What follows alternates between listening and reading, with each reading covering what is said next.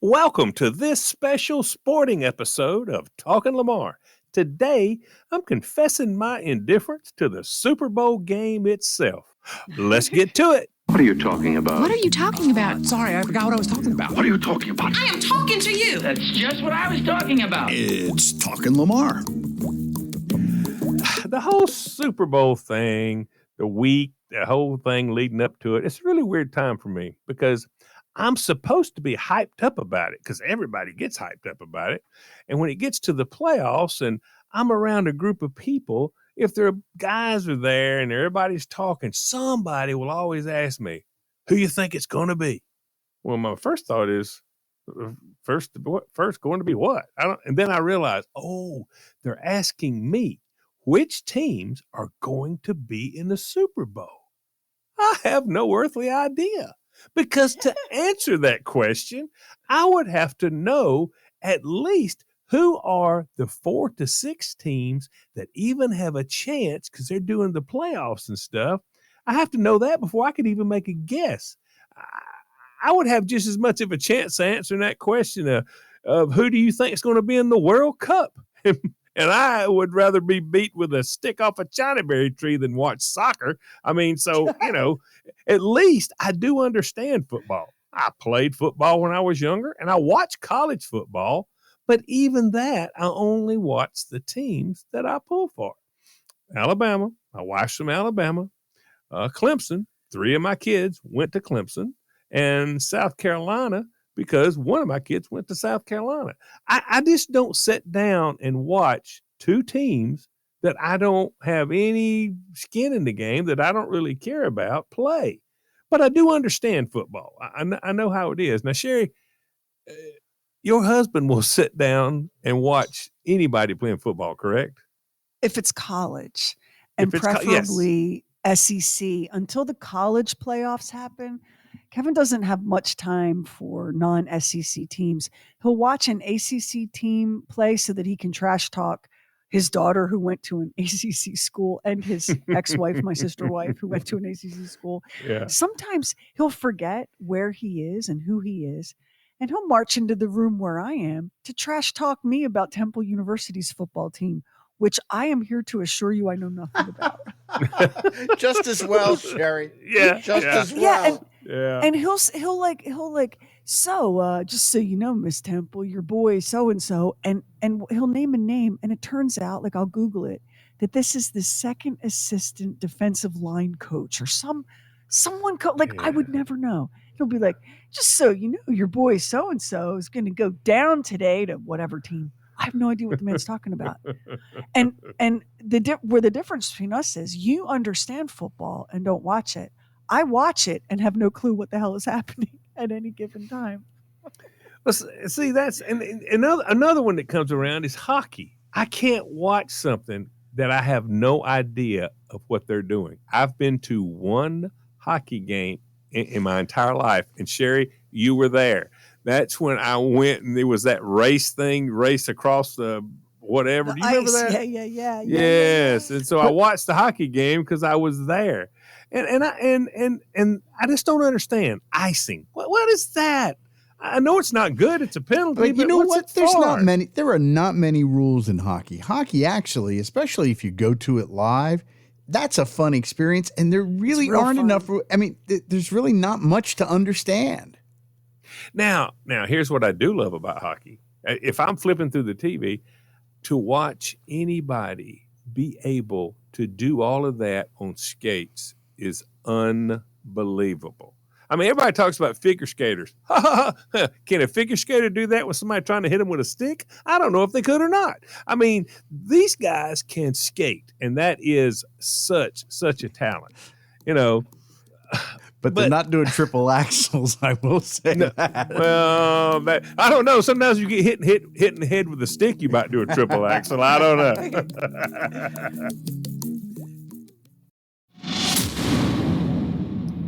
But what I really should say when I get asked these questions is I have no idea or I don't know. Now, I'm not a person that likes to say I don't know. Carla accuses me constantly when somebody asks a question, before I say I don't know, I will give it my best shot and I will deliver the answer like I'm an expert because I just can't stand the thoughts of saying, I don't know. Part of that's because I'm a people pleaser and I don't, if somebody asks me a question and I go, well, I got no idea. Well, I don't want them to be uncomfortable. Okay.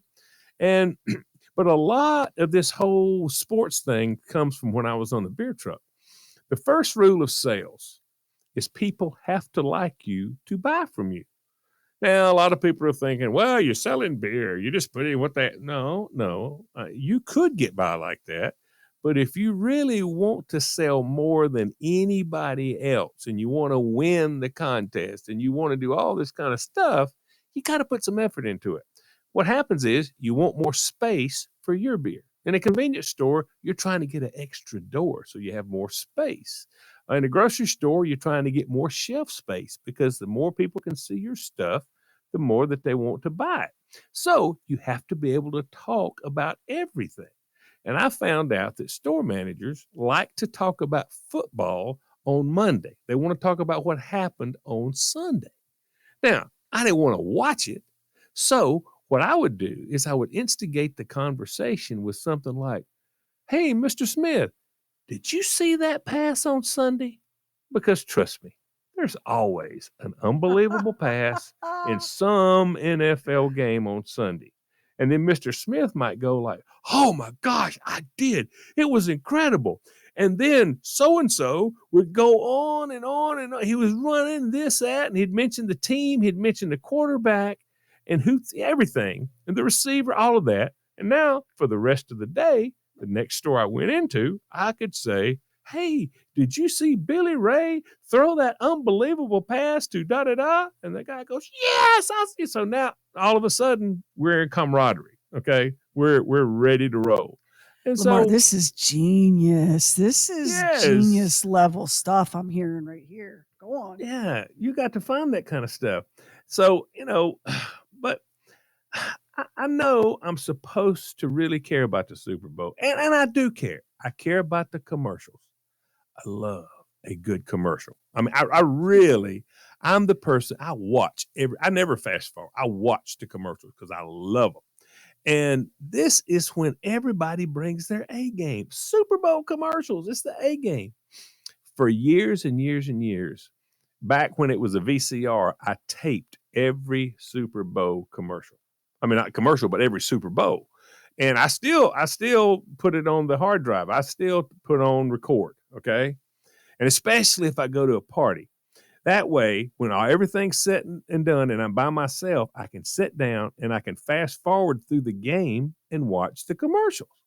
And really, if I'm at home, it's not that big a problem because while the game is on, I can scroll through my phone and then, there's a commercial, then I'll pay attention. Maybe I'm in the kitchen cooking or whatever until a commercial comes on. But if I go to a Super Bowl party, it is really hard to pay attention to the commercials because a lot of people want to talk during the commercials because they're watching the game. I like to talk during the game. I mean, and then people don't seem to want me to talk during the game. But it's too bad. You shouldn't have invited me if you didn't want me to talk during the game.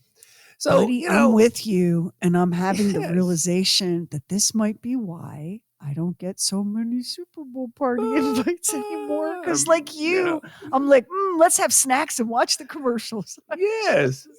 This is why during the Super Bowl, unless there's a commercial on, I'm in the kitchen with all the wives because they're talking, I'm talking. We're having a great time. So, that's fine. But see, if a commercial comes on and I can't hear it, I can't be screaming for everybody to shut up the commercial's on because people don't like that. So don't go to a lot of Super Bowl parties, but I still tape the game or record the game. Now you don't tape anymore, but and if you're serious about commercials, you should do this because there's a little over 50 minutes of commercials in this year's Super Bowl. Now this whole thing's going to last for over 4 hours. That's a lot of football to have to fast forward through, but it's easy. And I know it's easier to go online now because they put the commercials out. They used to not do that. You could never see a Super Bowl commercial until the Super Bowl. And I remember Budweiser, because we always had some really good commercials at one time, and especially the Clydesdales and stuff. About 3 weeks, but maybe 2 to 3 weeks before the Super Bowl, this package would come in, and it would be special delivery, and it would be a cassette tape of all the Budweiser product commercials on the Super Bowl. And we would all get in the big room and we'd watch it. And it was so much fun because, you could see them before they came out. But now, right now, is there any Super Bowl commercial right now that's not going to be on before the Super Bowl? Because they've started releasing them. I don't know if they're holding any back. I would imagine there might be some. Yeah, Maybe surely a they're holding something back. handful. Maybe a handful, but I was so surprised when they started early releasing the Super Bowl ads. Because it Yes. used to be that you knew what was coming. Oh, Ben Affleck and Matt Damon are going to be reunited, blah, blah, blah. Yes. And you knew it was coming. But now, like we played the Harry Met Sally Hellman's Yep. commercial 2 weeks before the game. And just the other Yeah. day on the regular show, we had a bunch of Super Bowl spots that Max picked that he really liked. And I Yeah. get why they do it. I get why they do it. But it feels like you're telling me what's in the box on Christmas morning before I have a chance to unwrap it. Yes, I hate that. I love that whole, oh my gosh, there it is. Now, the other thing I like about the Super Bowl, no surprise, I like the food at Super Bowl. Because everybody's bringing something. Okay, you can't go to a Super Bowl party empty-handed. Yeah, they say, "Oh, don't bring anything." That's not what they mean. They mean bring something really good. Okay, because and so everybody brings their A dish. It's what they want, and I do enjoy that. I really do. And the halftime show, I like the halftime show. Most of the time, I like the halftime show. There's been some halftime shows that I wasn't really crazy about, but I was surprised. We got to go ahead. I was just going to say, like, sometimes the halftime show is an artist or a group of artists that you've been a fan of for a real, real long time, and you're super excited to see, I don't know, Springsteen or U2 or the Stones or Prince or whatever. And sometimes the halftime show is an artist that you're familiar with, but maybe, you wouldn't describe yourself as a fan. And then by the end of the halftime show, you're like, hot diggity damn, I'm a fan now. So I'm with you. It's important to bring that open mind, to that halftime Yeah, you got to. And, I was surprised because I looked back at I pulled up a thing this year about the top 10 halftime shows, and Prince was not in the top 10. I'm shocked at that. That's a travesty. That's the best. That's a violation. That is the best halftime show ever. I have How never could they seen a not? better one. I don't really understand it. Now, on their list, Michael Jackson was, that was the best in 1993. But here's what they're basing it on. It was the most watched. I don't know if it was the best, but it was the most watched. And see that when you Prince look was the up best. when you look up top halftime shows, I don't think they're going by exactly the talent. They're going by the numbers pulled in. Oh yeah. And I've never got. Oh, I okay. judge every halftime show by Prince. I really do because I thought that was unbelievable. I really the did. rain. In Yes. the rain, in heels, Yes. thrashing away at that guitar. God. Oh my gosh. Yeah, it was great. The other thing I enjoy, I like to listen to the national anthem. I like to see who, if somebody's going to do really good. Now, I need a good national anthem. I'm not talking about Christina Aguilera messing up the words and that final note was pulling all the dogs in off the, oh my gosh. My God, stop. But, Whitney Houston, that's the one. That's what I judge everything else by. That's the but I gold gotta tell you, standard. Yeah, that's the one. I love Chris Stapleton. He did a great job. There's been a lot of good ones, but the gold standard will always be, Whitney Houston. And here's one of my memories about the Whitney Houston thing. It's been been years ago, and I think this was like right after when this happened. I had to go to a awards banquet for the state. All the beer distributors, all the Budweiser beer distributors would meet in Columbia, and they would bus us in. We're all dressed up and everything, and they would give out different awards or whatever. And so one year I won the Salesman of the Year for the entire state. And our distributorship had never won that before. So it was a pretty big deal. The problem is when they were going to give this award, I was on a skiing vacation up in Snowshoe Valley in West Virginia, which is a long way from Columbia, South Carolina. Yeah. And so it turns out that we found out that I had won the award a couple of weeks before my vacation. And so my boss, his father-in-law actually owned this distributorship. And Craig was the vice president, but Mr. Price owned the thing. And in our history, we had never won this. Okay, so this is a pretty big deal.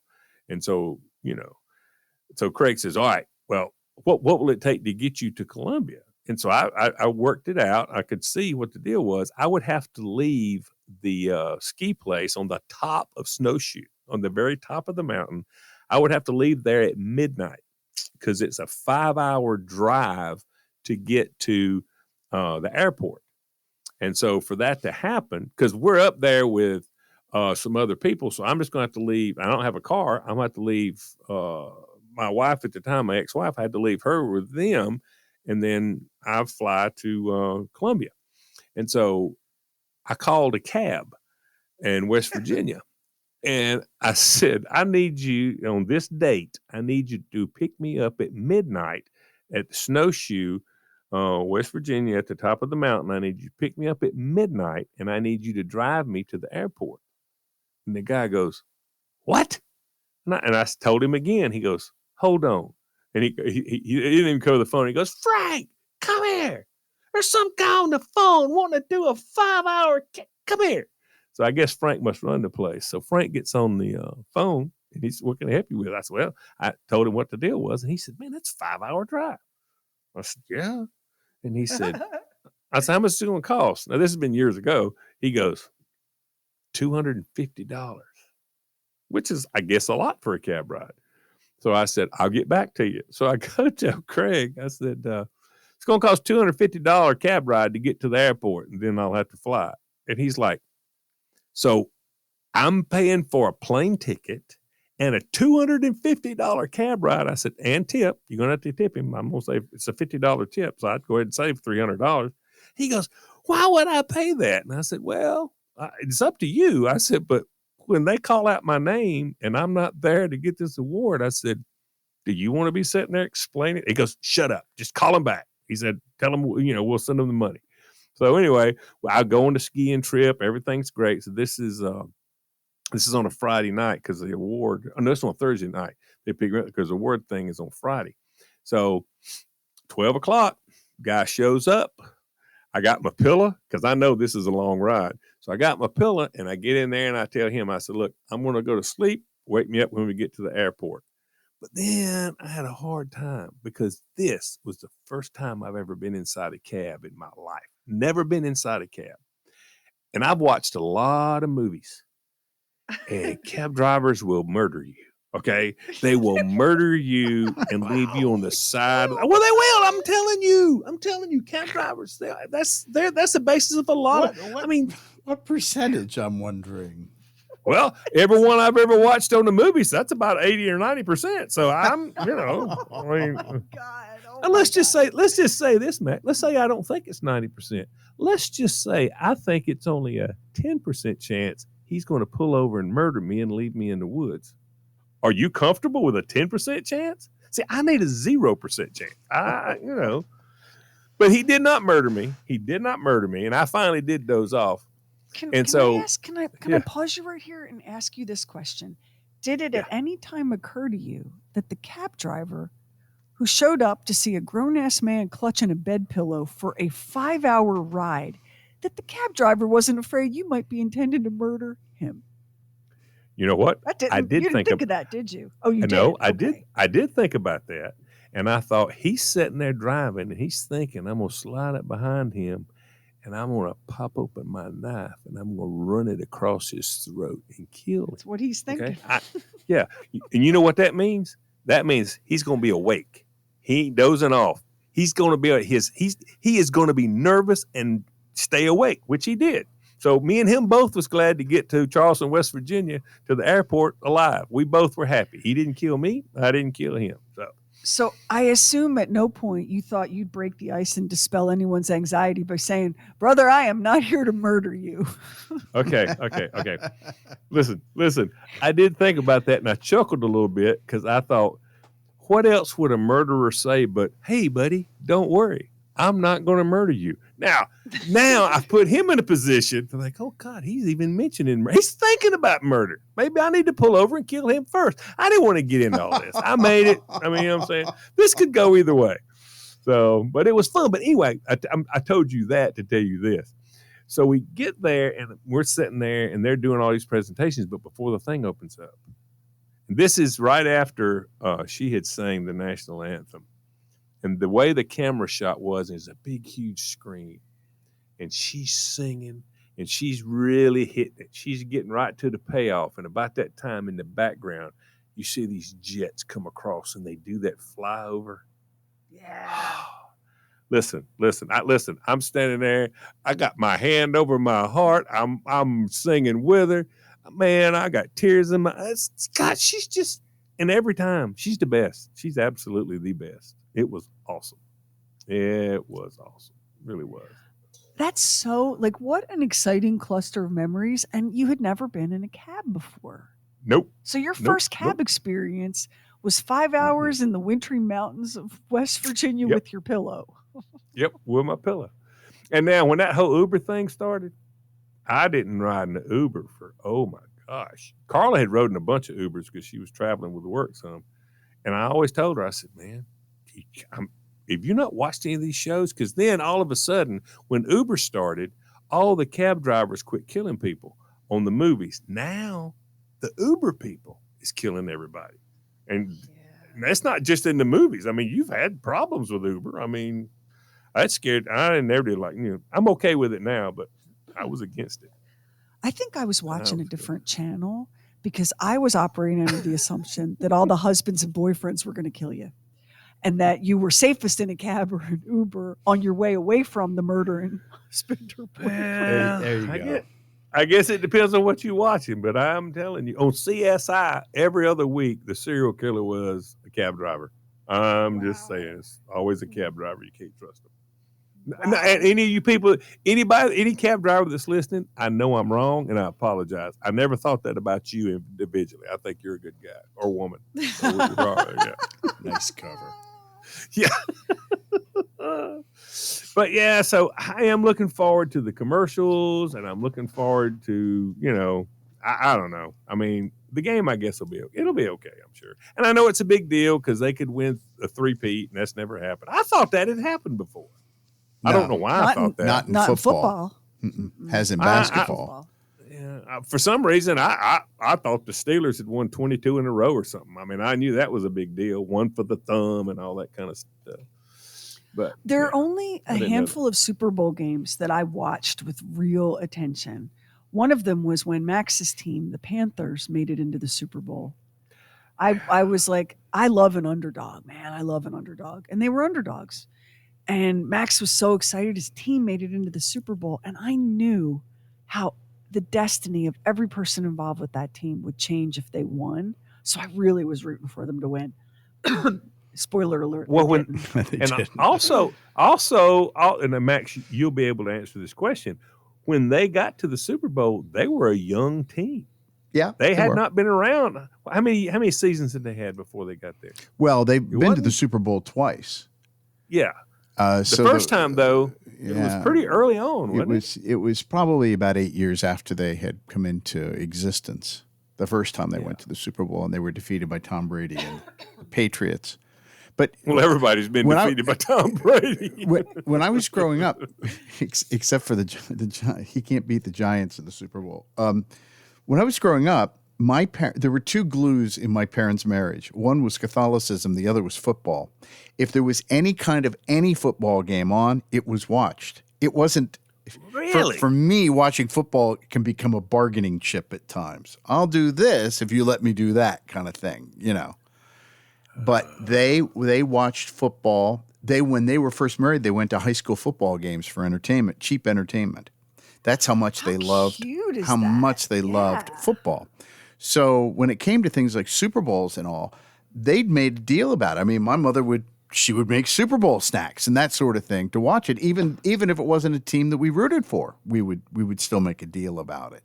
So I think a lot of it has to do with what you grew up with too. Yep. That's probably true. That is You know, probably true. my father, like all dyed in the wool born psychopaths, had no interest in sports. He never, I can't tell you a single time where my father gave a damn about a game of in any sport at any time. So Max, your point is really solid. I didn't grow up in a sports watching family.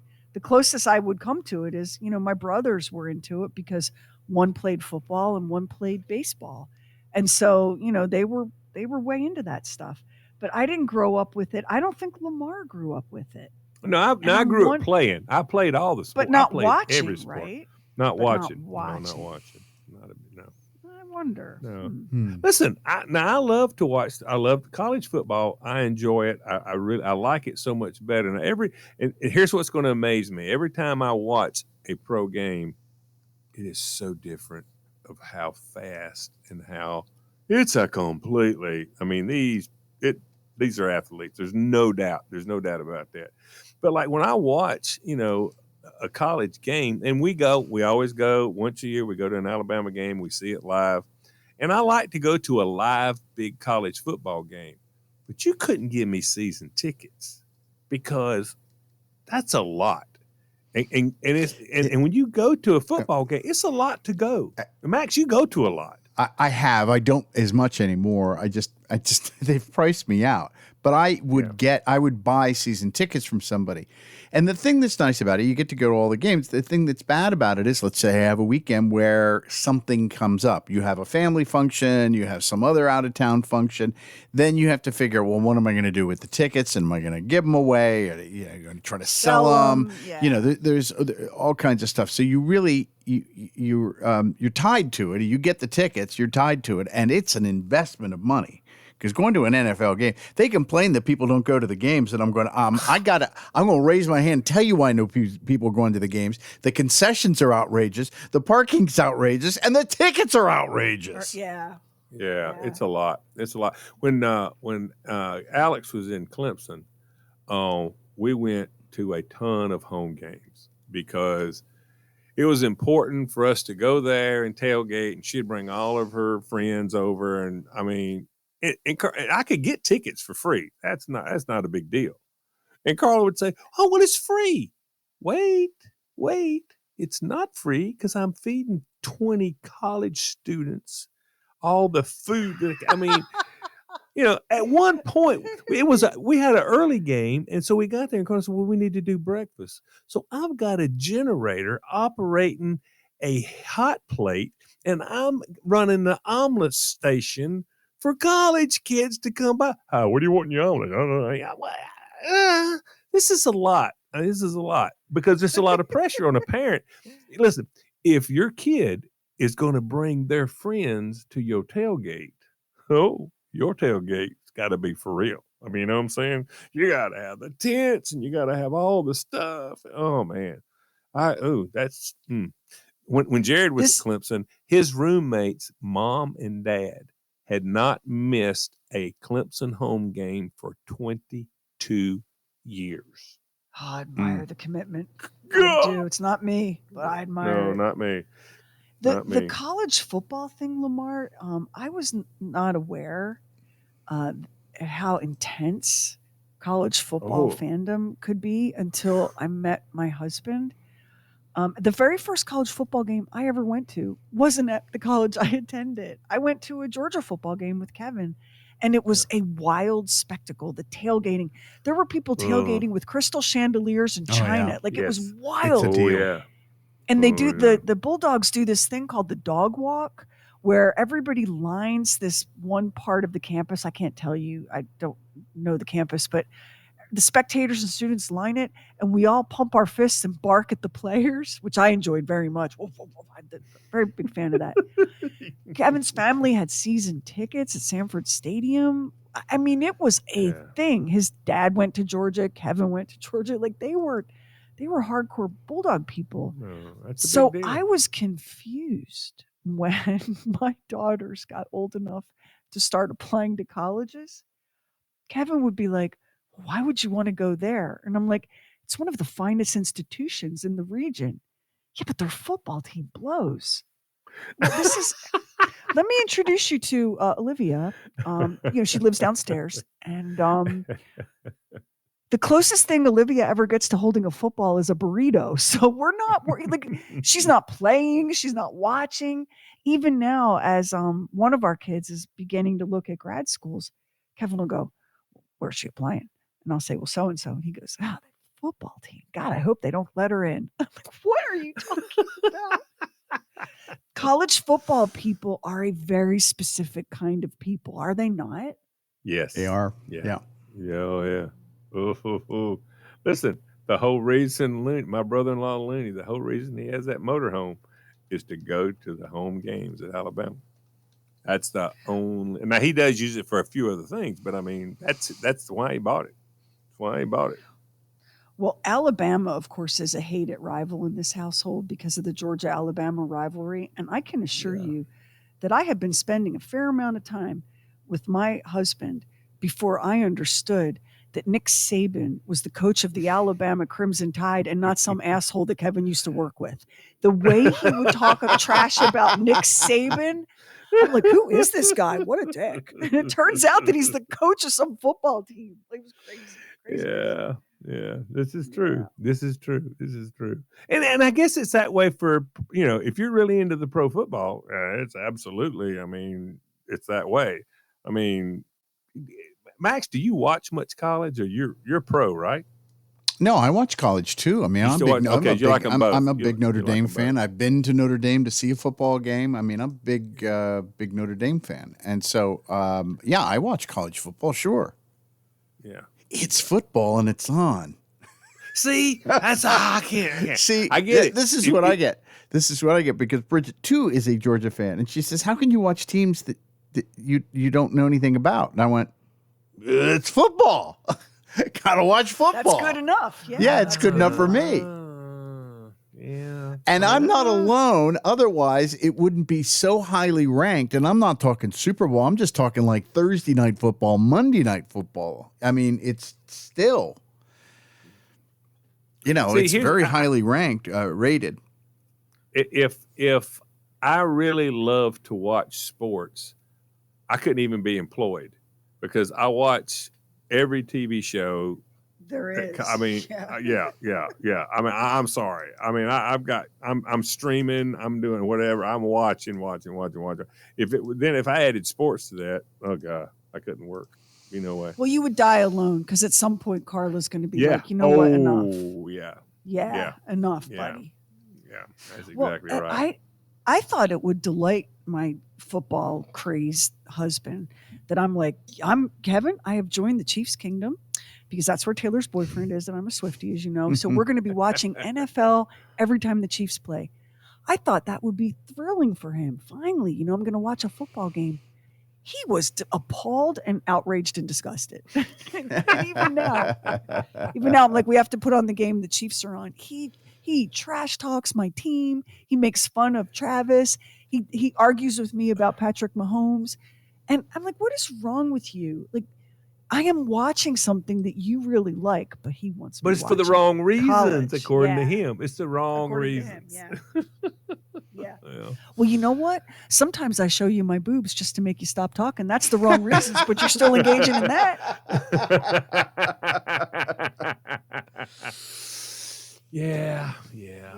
On that note, we're going to slide on out of here because it's about time to get going. Thank y'all so much for listening. Hope you enjoyed it. If so, tell somebody about the Talking Lamar podcast. And while you're talking to them about that, talk about that award-winning True Weird Stuff podcast because I promise you'll love that too. There's always more to come on Talking Lamar, so don't stop now because I hate a quitter. Join us for the next episode. Let us know what you think.